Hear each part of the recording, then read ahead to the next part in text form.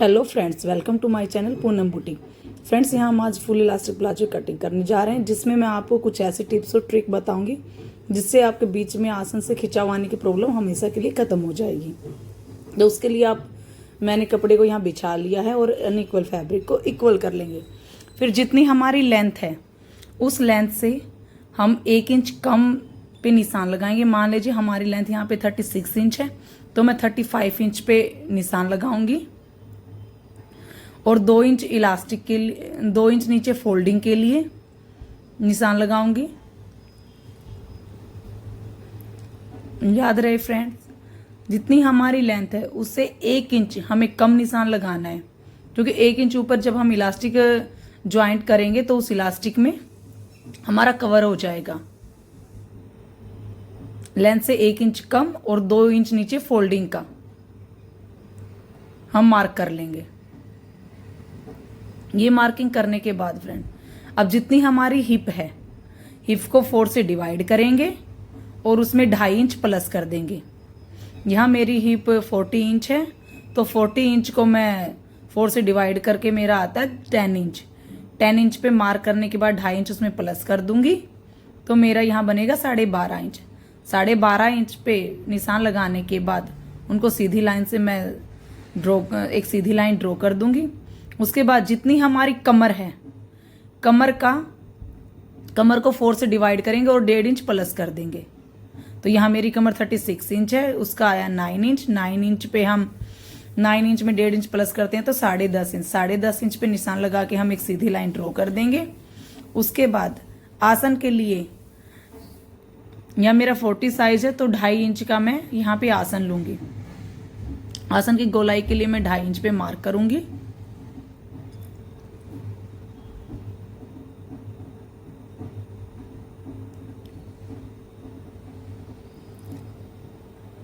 ढाई इंच का यहाँ मैं आगे मार्क करूंगी और 2.5 इंच का मैं ऊपर के साइड मार्क करूंगी। इन दोनों निशान को ध्यान में रखते हुए फ्रेंच कर्व की सहायता से आप इस पे खड़ी शेप दे दोगे। फ्रेंड्स, ध्यान रहे, एक हमारा रीजन ये होता है प्लाजो के खींचने का कि हम यहाँ पे उसकी गहराई को थोड़ा ज्यादा कर देते हैं, जिससे हमारे प्लाजो में खिंचाव आता है आसन की साइड। तो हम इसको ज्यादा गहराई पे नहीं करना है, हम इसको खड़ी शेप देने एटलीस्ट। अब जो हमने ये मार्किंग की थी इसका हम हाफ करेंगे।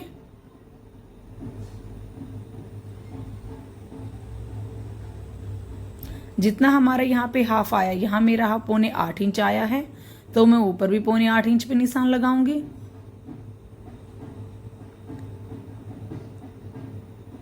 और नीचे भी 7.25 इंच पे मार्क कर दूंगी।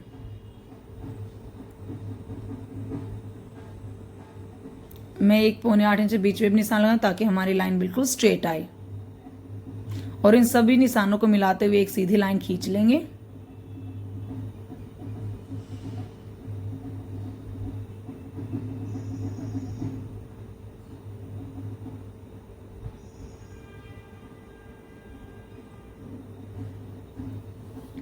एक सीधी लाइन खींचने के बाद अब जितनी आपको अपनी मोहरी रखनी है, मान लीजिए यहाँ मैं यहाँ मोहरी 9 इंच की रख रही हूँ, तो 4.5 इंच का मैं लाइन के एक साइड निशान लगाऊंगी और 4.5 इंच में लाइन के दूसरी साइड निशान लगाऊंगी।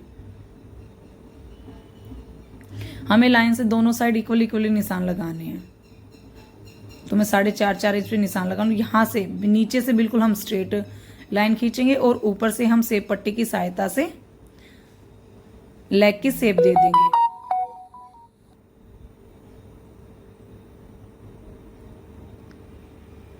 अब फ्रेंड्स, ऊपर से अब दूसरी साइड हमें ऊपर से 1 इंच अंदर की साइड मार्क करना है और शेप कर्व की सहायता से यहां से हम शेप दे देंगे। ये हमारे फ्रंट पार्ट की ड्राफ्टिंग हो चुकी है। अब हम इसकी कटिंग कर देंगे। फ्रेंड्स, यहां से अगर आप चाहो तो 1/2 इंच आप डाउन कर सकते हो, नहीं ना चाहो तो रहने दो, ये ऑप्शनल रहेगा आपका। अब जो हमने मार्किंग की थी उस मार्किंग को ध्यान में रखते हुए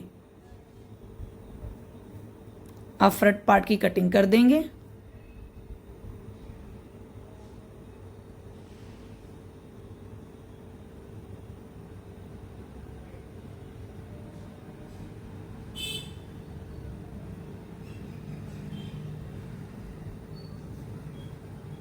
हमारे फ्रंट पार्ट की कटिंग हो चुकी है। अब हम सेकंड पार्ट के लिए कपड़े को फिर से बिछा लेंगे।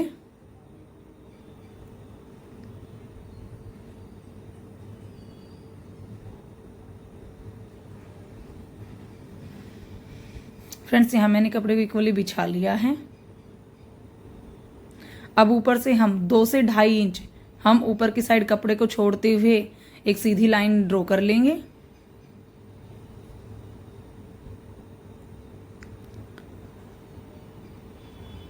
अब जो मार्किंग हमने फर्स्ट पे की थी स्ट्रेट लाइन ड्रॉ करने के लिए 7.25 इंच की, वही 7.25 इंच पे हम यहाँ पे मार्क करेंगे। जितनी हमारी लेंथ है वो लेंथ का मार्क करेंगे और 7.25 इंच की यहाँ पे मार्किंग कर देंगे। अब जो हमारा फ्रंट पार्ट था, उस फ्रंट पार्ट के फ्रेंड्स एक रीज़न ये होता है जो हमारा प्लाजो घूम जाता है कि हम लाइन से लाइन नहीं मिलाते हैं। इसमें फ्रेंड्स जो आपने 7.25 इंच की लाइन मार्क की थी उसी को ध्यान में रखते हुए ऊपर और नीचे से दोनों साइड से हम प्लाजो की मार्किंग मिला लेंगे। उसके बाद हम 2.5 इंच के सीधी वही 2.5 इंच पे हम इसके आसन की गोलाई दे देंगे आगे की साइड बैक पार्ट में। नीचे से हम 1.5 इंच ये हमने गोलाई दे दी है। खड़ी शेप देंगे फ्रेंड्स 2.5 इंच की आगे की तरफ बैक साइड में। अब यहाँ पे हम 1.5 इंच की मार्किंग करेंगे।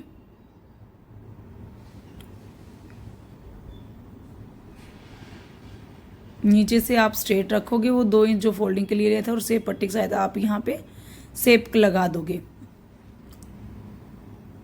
अब फ्रेंड्स एक रीज़न ये भी होता है कि यहाँ पे हम इसकी लेंथ नहीं रखते, हम आसन से नीचे तक उसकी लेंथ नापेंगे और ये हम बैक पार्ट की भी हम लेंथ नापेंगे। अगर आप कि ये अनइक्वल आ रही है तो आपके आसन भी अनइक्वल आएंगे, तो उसके लिए आपको ये वाली लेंथ नापना बहुत ज़रूरी है। यहाँ मेरी लेंथ बिल्कुल इक्वल आई थी। अब ऊपर से वहाँ से हम स्ट्रेट रखेंगे, 2-2.5 इंच हम स्ट्रेट रखेंगे और बाकी को हम तिरछा मिला देंगे।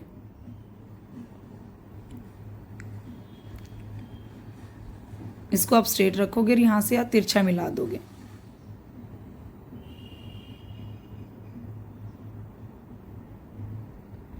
अब जो हमने मार्किंग की थी वहां से आप कटिंग कर लोगे, मार्किंग को ध्यान में रखते हुए।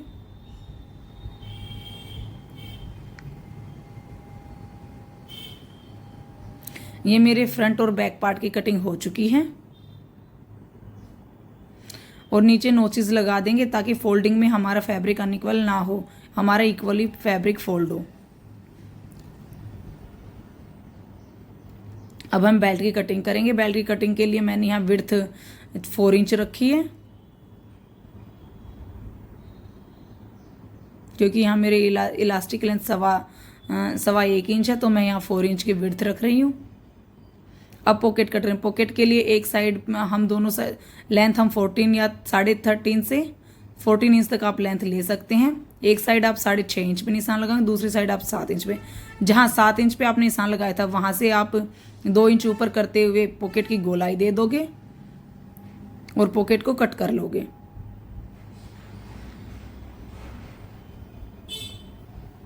यहाँ पर पॉकेट की कटिंग हो चुकी है। अब हम करते हैं इसकी स्टिचिंग। स्टिचिंग के लिए सबसे पहले आप दोनों फ्रंट और बैक पार्ट के दोनों आसन को स्टिच करेंगे।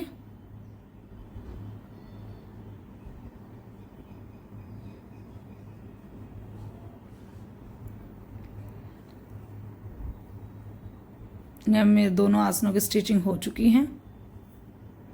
यहाँ फ्रेंड्स आपको आसन पे डबल स्टिच लगाना है, कभी भी सिंगल स्टिच मत लगाना।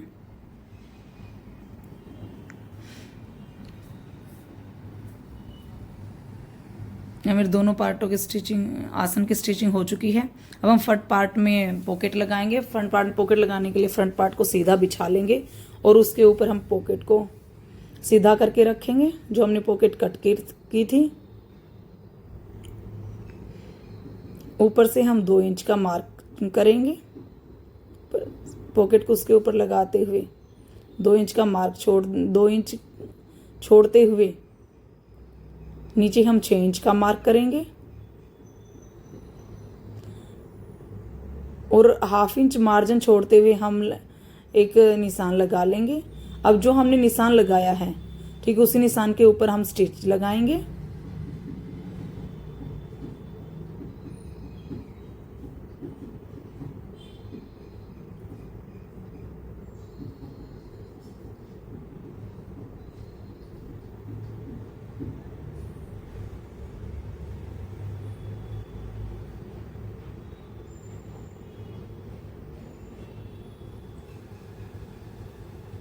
जो एक्स्ट्रा फैब्रिक था उसको हमने कट कर दिया और कॉर्नर पे नोचेस लगा के हम पॉकेट को पलट देंगे।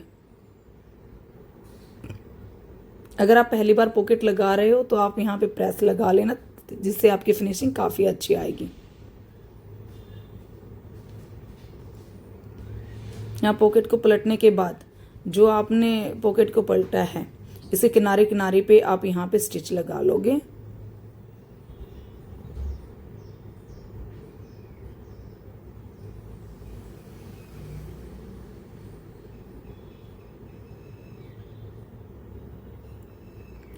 इससे हमारे पॉकेट की फिनिशिंग आती है।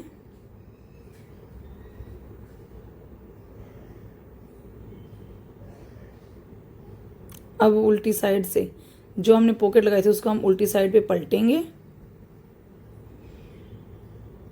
और नीचे की साइड से हम वो स्टिच कर देंगे। नीचे की साइड से पॉकेट को स्टिच कर देंगे।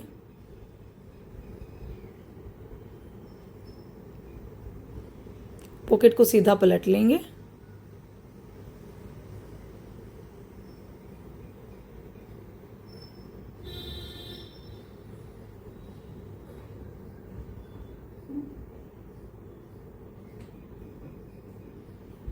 पॉकेट को सीधा पलटने के बाद हम यहाँ पे एक स्टिचिंग लगा देंगे चारों पॉकेट के चारों तरफ, ताकि जब हम बैक पार्ट पे फ्रंट पार्ट को अटैच करें तो हमारी पॉकेट हिले ना और स्टिचिंग भी हमारी सही से आए।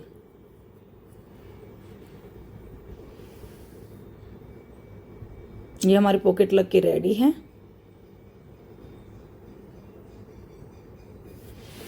अब हम फ्रंट पार्ट के ऊपर बैक पार्ट को रखेंगे।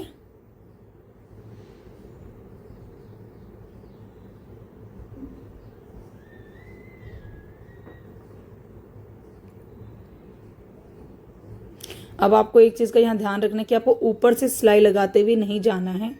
इस वजह से भी आपका प्लाजो में खिंचाव आता है। आपको ऊपर से सिलाई लगाते हुए नहीं जाना है, आपको नीचे से सिलाई लगाते हुए ऊपर की साइड जाना है। इस चीज़ का आपको ध्यान रखना है कि आपको नीचे से स्टिच लगाते हुए ऊपर की साइड जाना है। यहाँ पे आप नोचेस का ध्यान रखोगे। आपको अपने जहाँ आपने फोल्डिंग वाले नोचेस लगाए थे वो आपके फ्रंट और बैक पार्ट के दोनों मिलने चाहिए।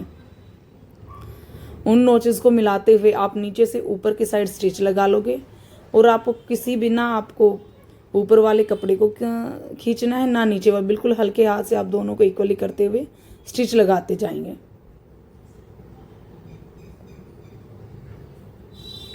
यहाँ आपको पॉकेट को स्टिच नहीं करना है, पॉकेट को साइड में करते हुए स्टिच लगाएंगे।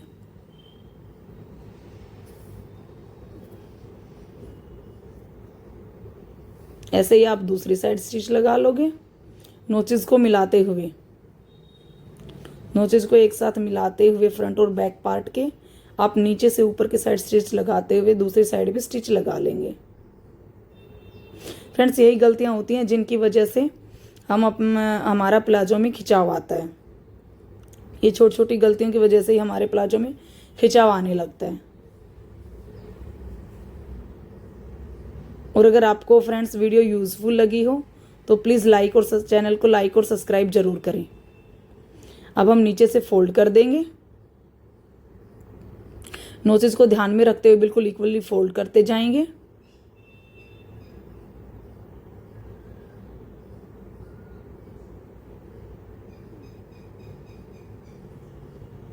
दोनों साइड से हम फोल्ड कर देंगे।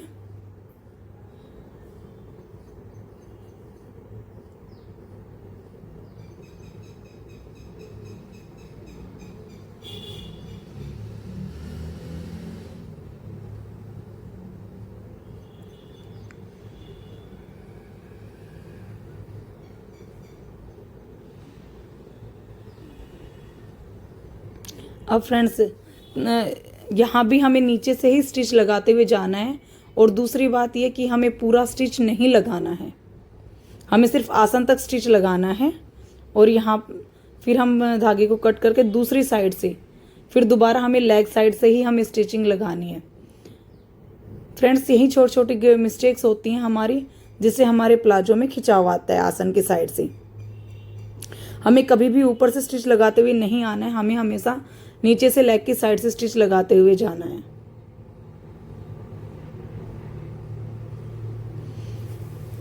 अब हम इलास्टिक के लिए बेल्ट ज्वाइंट करेंगे।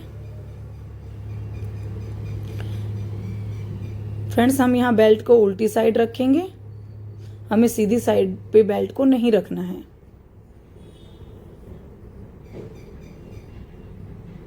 कभी भी सीधी साइड पे बेल्ट रखते हुए नहीं लगाना है, हम यहाँ उल्टी साइड पे बेल्ट रखेंगे और बेल्ट को लगाते हुए हम स्टिच कर लेंगे।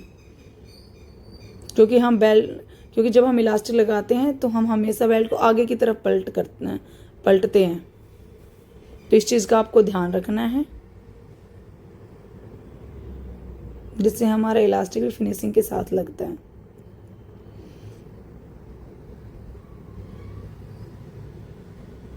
अब हम दोनों साइड के किनारों को ज्वाइंट कर लेंगे।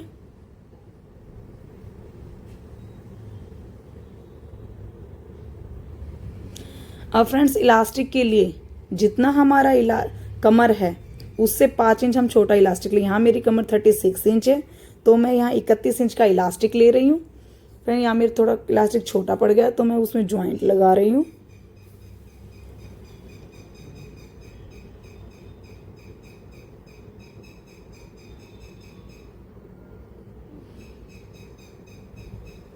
कमर से 5 इंच हमें हमेशा छोटा इलास्टिक लेना है, तो मैं यहाँ पे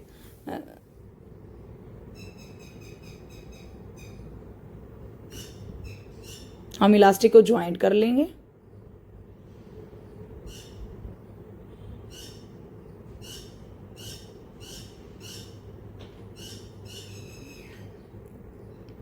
अब फ्रेंड्स, इलास्टिक लगाने के लिए हम इलास्टिक को,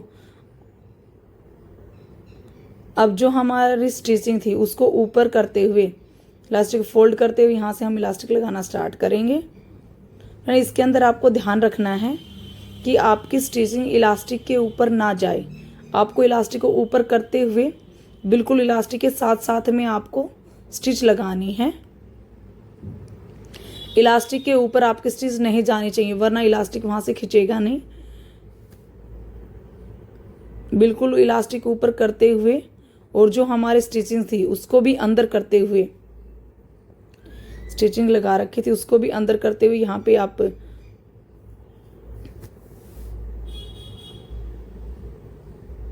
पूरे में इलास्टिक को आप लगा लोगे।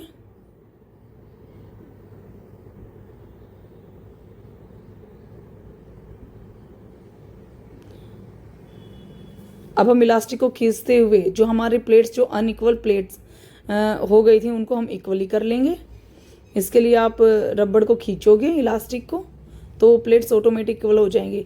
हमारी प्लेट्स इक्वली ही रहें, उसके लिए ही हम ये बीच में जो सिलाई लगाते हैं वो हम इसलिए लगाते हैं ताकि हमारी प्लेट्स जहाँ पे हैं वहीं पे रहे, हमारी प्लेट्स अनइक्वल ना हो। उसके लिए हमें एक सिलाई इलास्टिक के ऊपर से ही लगानी पड़ती है। उसको हम इलास्टिक को खींचते हुए, फैब्रिक और इलास्टिक को खींचते हुए हम ये स्टिच लगा लेंगे तो हमारा फुल इलास्टिक प्लाजो रेडी है।